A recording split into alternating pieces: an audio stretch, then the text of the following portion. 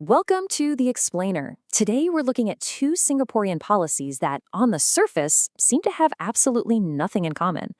One's about banning smartphones in schools, and the other is about, well, green buildings. But stick with me, because when you put them together, they reveal a really ambitious national strategy for well-being. So let's dive right into the core question here. For a place like Singapore, which proudly calls itself a smart nation, the challenge isn't just about rolling out cool new tech, it's about managing the human side of all that progress. How do you make sure that in this race to get smarter, you also get healthier and, frankly, happier? And the answer, believe it or not, starts right here, with the younger generation. The whole strategy is really built around the everyday life of a student, from the phone that's in their pocket to the very air they're breathing in their classroom. And from there, it scales up to affect the entire nation. All right, first up, let's zoom right in on the micro level. We're talking about the digital world that basically lives inside a student's backpack. This is where the first pillar of this whole strategy really comes into focus. So, the Ministry of Education is rolling out a really big change. Right now, secondary school students can use their phones during breaks. But starting in January 2026, things get a lot stricter. Smartphones, and this is important, smartwatches too, will be banned for the entire school day. We're talking no phones during recess, no phones between classes, not even during after-school activities. The idea is to create a real protected space that's free from digital distractions.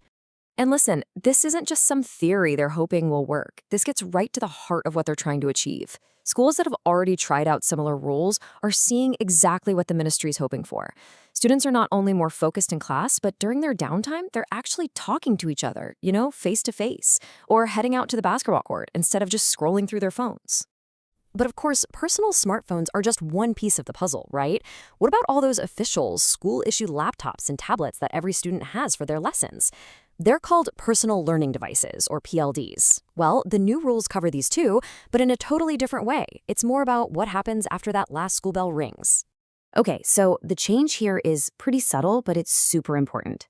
Starting in 2026, the default sleep time on these school devices is being moved up a half hour, from 11 p.m. to 10:30 p.m. There's a special software on the device that will literally just shut it down. It's a classic nudge, a gentle push from the government designed to help students disconnect a bit earlier and hopefully get some more sleep. Okay, so that's the digital world. Now let's zoom out and see how this whole strategy of engineering a healthier environment expands. It goes beyond a student's screen and into the very buildings where they learn, live, and eventually work. This is our second pillar. This whole pillar is really anchored by something called the BCA Green Mark 2021.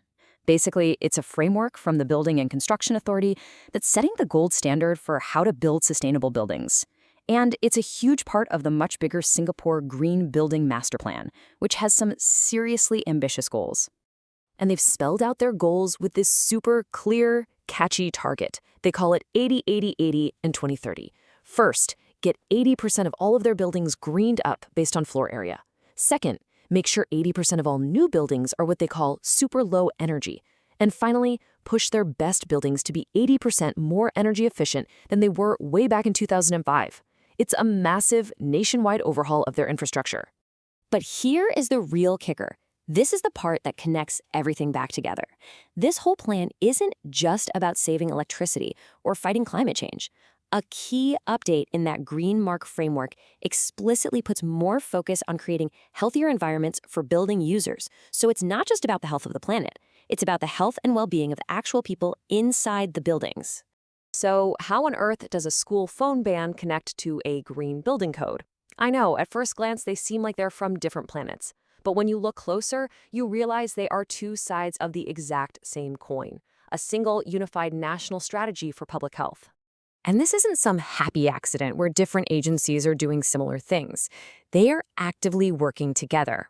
You've got the Ministry of Education over here, managing the digital world and health policies in schools. And then you have the Building and Construction Authority over there, managing the physical world through building codes and indoor air quality. They're each tackling a different piece of the exact same puzzle. And this whole coordinated effort actually has a name, Grow Well SG.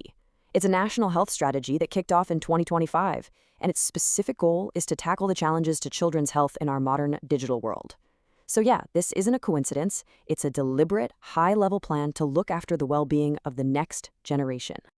Okay, let's pull back for the big picture. What's the main takeaway here? Why should any of us care about a phone ban and a building code in Singapore? What we're really seeing here is a government that's not just reacting to problems, it's proactively designing and engineering both the digital and the physical spaces where its citizens live and grow. On one hand, they're actively managing the digital environment to boost focus and real social interaction. And on the other, they're designing their physical environment, their buildings, to be not just sustainable, but fundamentally healthier for the people in them. And this whole approach leaves us with a really fascinating question for all of us. Singapore is tackling the digital and the physical worlds. It really makes you wonder, as our lives get even more complicated, what's the next environment that's going to need careful management for our own health and well-being? What's next on that blueprint?